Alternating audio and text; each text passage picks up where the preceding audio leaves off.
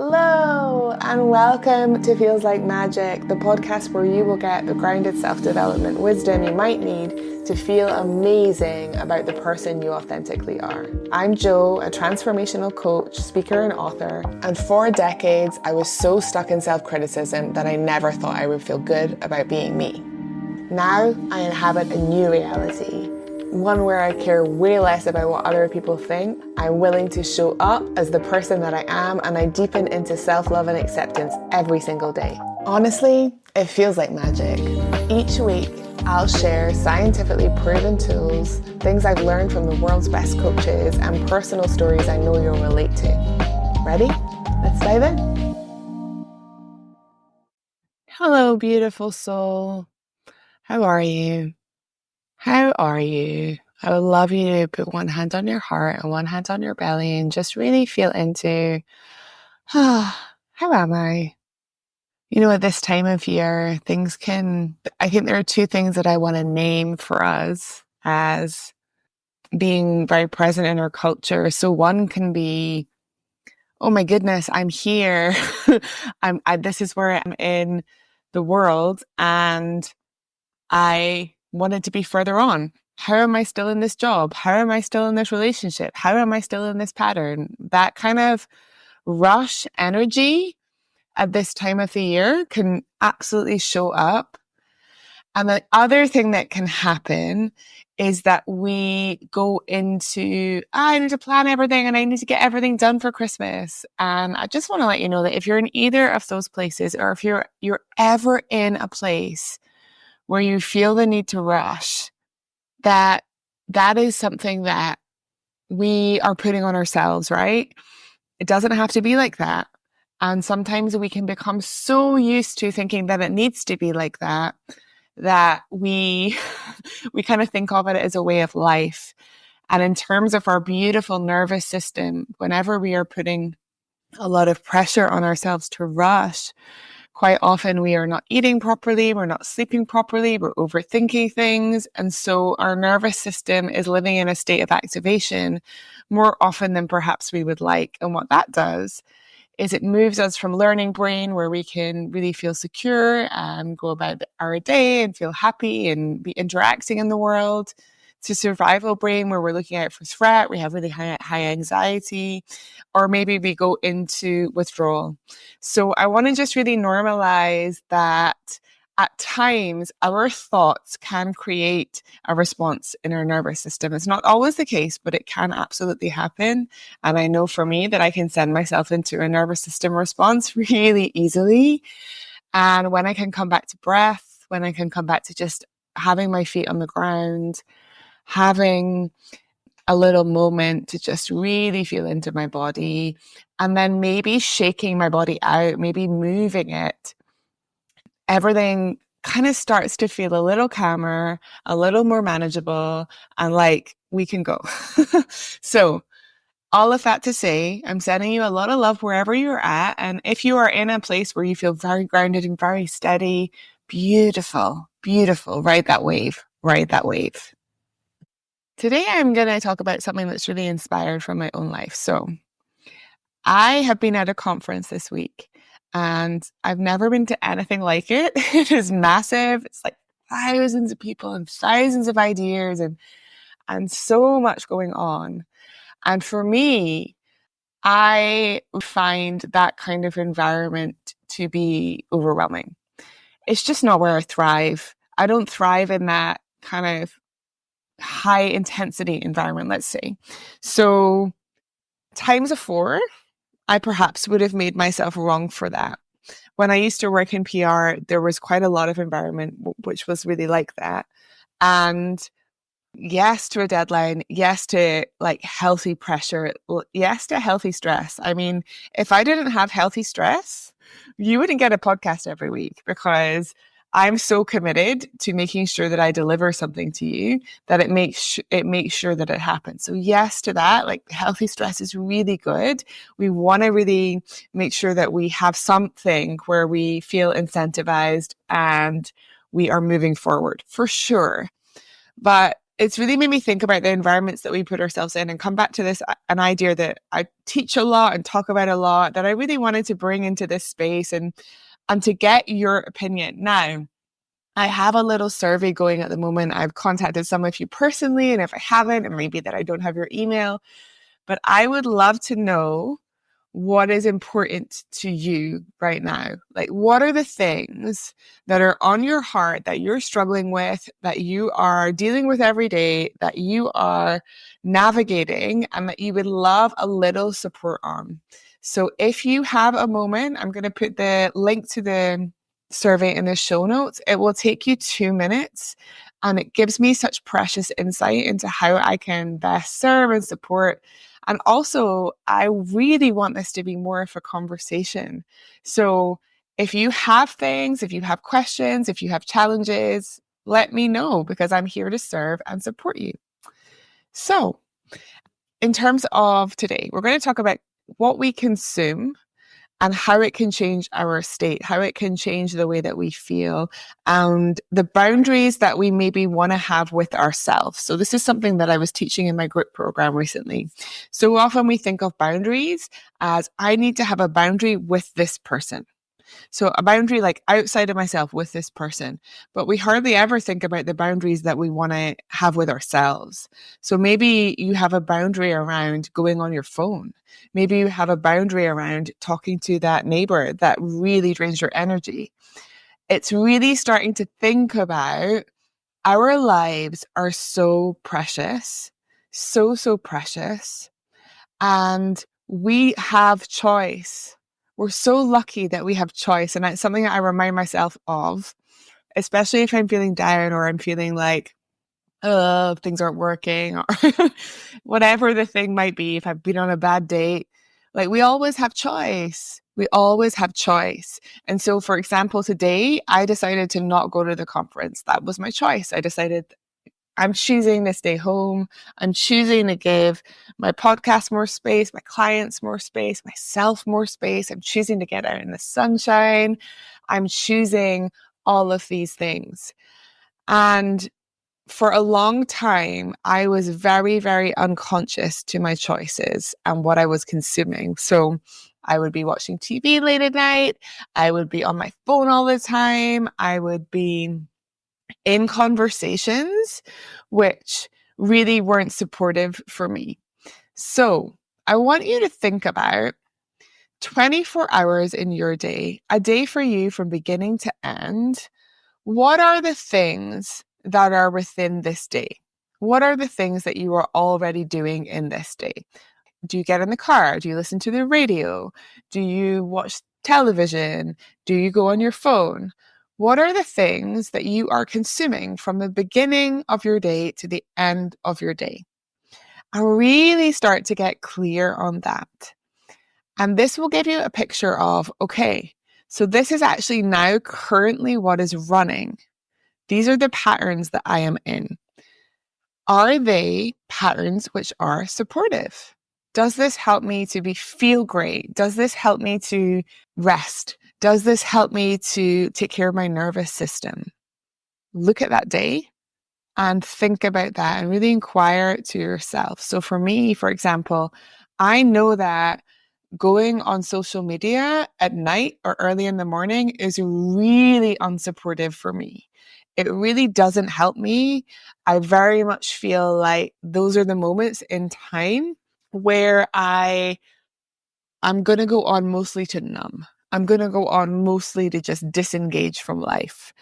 And even if I'm feeling things that are hard and difficult and tricky, I want to be in life, and that is my choice. So I have a boundary that I set, that I don't go on my phone after 9 p.m. and I don't go on my phone before 8 a.m. And that boundary, even though actually that's not a lot of time, it's the really important time. So for me, having that boundary with myself is really important.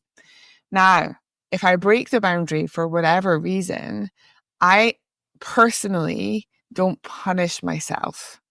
I acknowledge what I've done and then I choose again. Because when we punish ourselves, we are sending a message that we're wrong instead of having compassion with ourselves.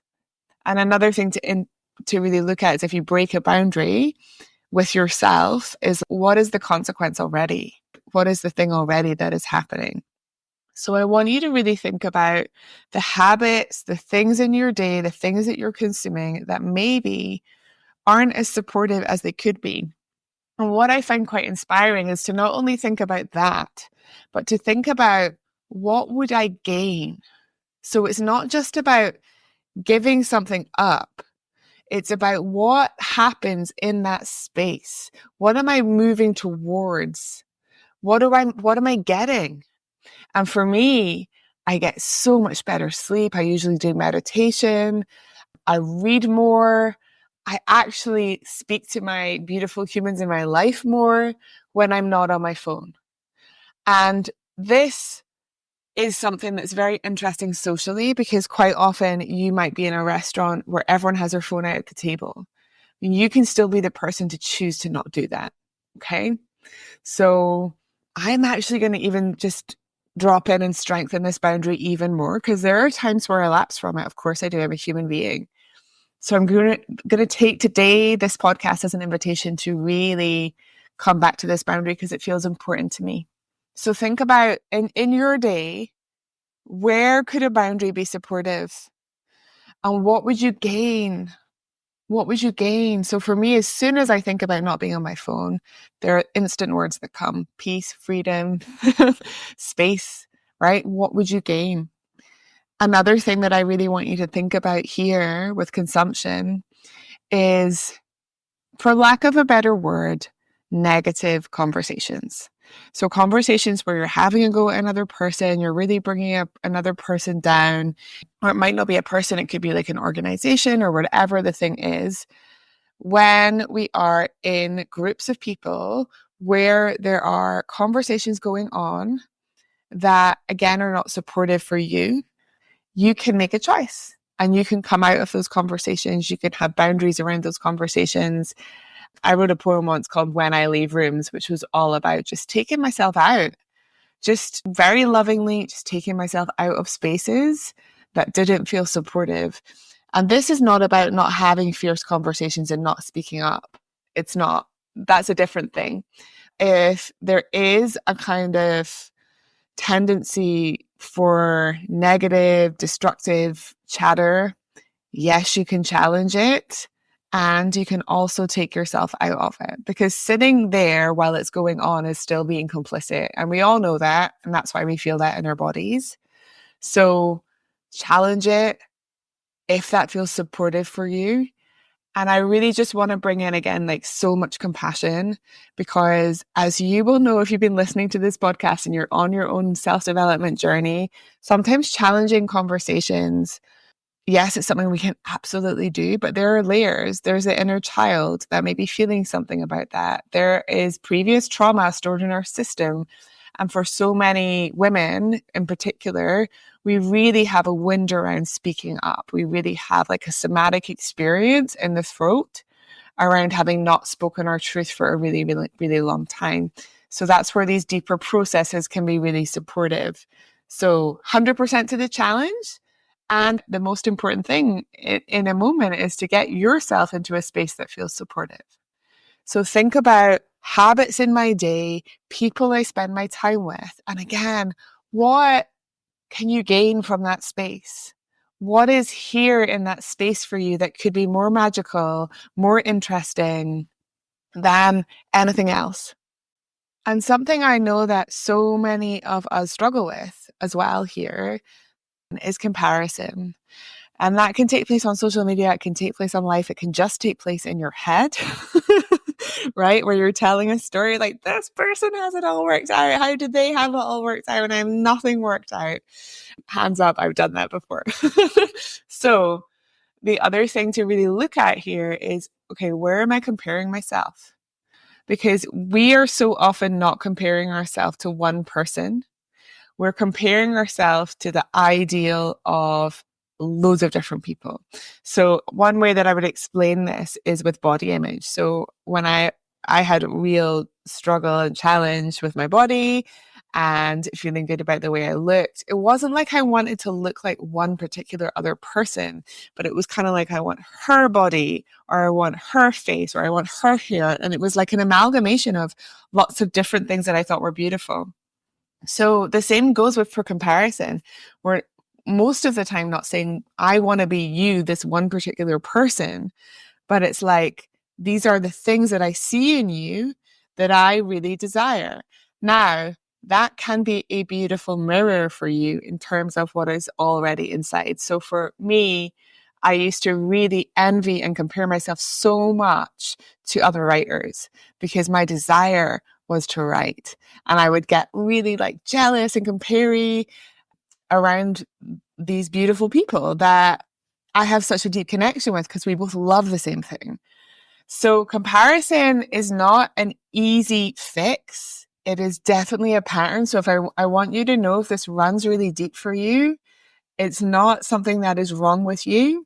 It's just the way that things are. And again, you have choice. So, oh, I noticed that I'm comparing myself to X person. That's interesting. What is it in them that I really see that I like? Or what is it that they have that I want to have? And how do I already have that? How can I already see a part of that in me? And then the parts that I don't perhaps have, is there a way that I can create them? Would that be supportive for me? Would it feel supportive? Because another thing that comparison does is it really points to us being completely out of trust with ourselves, that we are good, that we are on the right path. It really points to us being out of trust. And another one that I think is just really important to mention is the news. So, having boundaries with yourself around the consumption of the news and the consumption of devastating world events. And for a long time, I was really addicted to watching the news. And do you know what difference it made in the world? None. Absolutely none. I was just re-traumatizing myself, but I wasn't actually achieving anything that made any kind of difference. So I don't watch the news now. I dip in and out occasionally, but I don't tell a story that I should watch it and that I should know everything because it wasn't very good for my mental health. It really, really brought me down. So look at the patterns, the things that are in your life that you are consuming that are maybe bringing you down, that are helping you to have that reaction. And these things are massively normalized in our society. The other one that I want to mention that's one of mine is music. For a long time, I was really addicted to listening to sad girl indie, really depressing, sad, mellow songs. And what that did to my energy was just bring it right down. So I made an attempt. I think it was about 3 years ago. I decided that I was no longer going to listen to sad girl indie. And honestly, it really, really helped. Because now when I go to listen to music, I listen to songs and I listen to tracks that actually help my energy, bring my energy up. So I just want you to know that as well, that everything we consume can have an effect on ourselves and on our nervous system, and we get to decide and to make new choices. Now, as we're talking about taking things out of our day, you might also want to think about something super inspiring to you that you want to add in. Maybe it's like 30 minutes rollerblading, I don't know, or journaling or coloring, and really just letting yourself play. And I did a little episode on the art of play the other week. But it's this idea of what could I bring in that would be super nourishing? So maybe if I'm getting out of negative conversations, I want to bring in a check-in with one of my best friends. I'm going to voice note that person every day and just see how they are. You have such power to create in your life. And we do ourselves a disservice. And I remind myself of this all the time. We do ourselves a disservice when we're handing over our power to some kind of external force, the job, the relationship, the business, whatever. How about you be with yourself and you be here and you make the everyday choices that make a difference? So to recap, everything we consume can have an impact on us, on our nervous system. It can send us into activation. It can send us into withdrawal. So being really conscious of the things in our day that we are allowing into our space is a really beautiful thing to start to deconstruct with yourself. And the switches, the changes can be so simple. It can be like, I'm going to put on a great song right now in this moment. I'm going to put on a great song. I was about to listen to Sad Girl Indie, and now I'm going to listen to a song that really makes me feel alive and really makes me feel excited about the day. It can be a really small switch. Look at where you're maybe in conversations that are unsupportive and energy that's unsupportive. Look at where you're in comparison. Look at where you have habits that just don't make you feel good, my love. And look at what you're moving towards when you make these shifts. And with all of this, keep yourself accountable and have compassion. Those two things do get to exist together, because you know when you're copping out on yourself. I know when I'm copping out on myself and I'm not doing the difficult thing. So you're going to know. You're going to know. But if you are genuinely having a difficult time and you go back into a little dip of watching the news again, it's the bringing yourself out of it that counts. So I really want you to know that. I hope this has been supportive. I hope it's been helpful. I hope it's given you something to think about in your day. As I mentioned at the beginning, I would absolutely love your feedback and your ideas about what you would like to hear me speak about on the podcast. And I'm sending you so much love. Love is the answer. Whenever we can come back to love, and in fact, the first ever episode I released here was a bit of a test episode. It was a meditation that I recorded for clients. It's about just tuning into love. And when we can come back to that energy, instead of being in fear, instead of being in scarcity, instead of being in what other people think, and we just come back to love, everything becomes so much simpler and so much more easy to deal with. And when we can just really remember that our lives are now, this is what we have, and we don't even know that we will have it tomorrow. And I don't mean that in a morbid way, but I do mean, is it going to matter? Would it matter if everything stopped? Would it matter? It's such a beautiful question. And this is why I wanted to do this episode, because we hand over our time to things that just don't light us up. And then we wonder why we feel depressed and anxious and all the other things. So your everyday life really, truly does have an impact on the way that you feel. And my love, I want you to feel amazing about the person you are. I want you to feel excited about the things that are going on. I want you to feel powerful and confident and like you absolutely have yourself. And I hope this is a tiny step in that direction. Lots of love. Thank you so much for being here and being you. If you're ready to dive deeper on your self-development journey, visit joannebell.org, where you can sign up to get even more magic, access incredible bonuses, and find out more about working with me.